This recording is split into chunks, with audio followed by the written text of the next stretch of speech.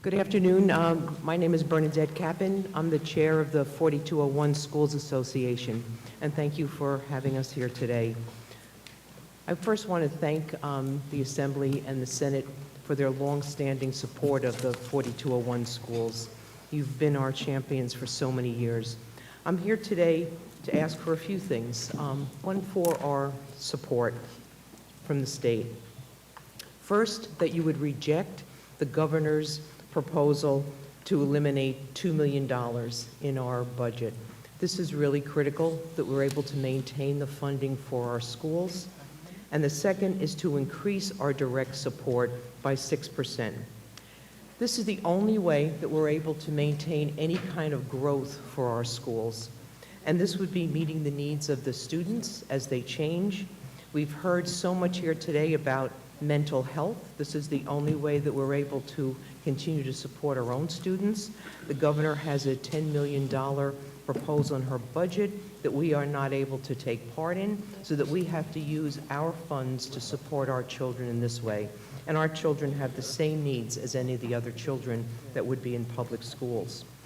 We are happy to see once again that there's the support for the capital improvements for our schools.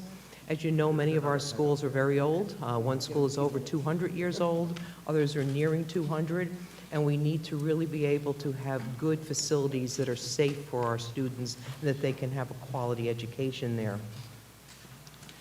A fund balance. This is something we've been thinking about, and it's really good practice in business that we would be able to retain a small amount of money that could be used for emergencies at the school. And we know what we experienced with the pandemic was challenging. And people have talked about the stimulus and pandemic monies. We never received any direct money in this way. We were able to get some monies through the school districts for supplies, maybe some support, but not for these direct things that other schools are talking about. So if there had been a fund balance, that could have really been helpful to us, and we hope that that would be something that we'd be able to access in the future.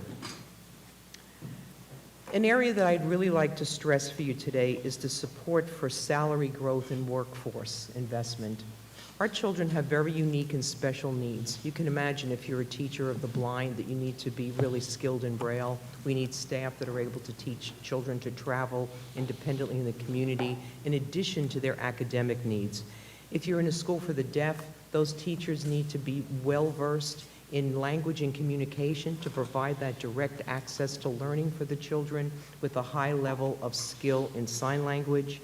And for our colleagues that support children that are severely physically disabled, many of these children have extreme health problems and probably would not be able to be in school if it wasn't for the specialized school. Some of them are on different types of oxygen. They may have trachs that they're using, that they need those health services at their school. Our teachers are really committed to the students.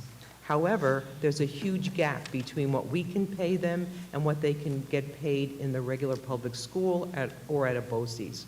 We provide a lot of staff development for our folks, and they're in need out there. They're being recruited away from us. They could leave one of our schools and probably make $15,000 to $20,000 more. So we really need to work on this. For our children to succeed and to achieve, we need to have quality teachers. And we've heard this all morning. In the afternoon, it's hard to recruit teachers into the field.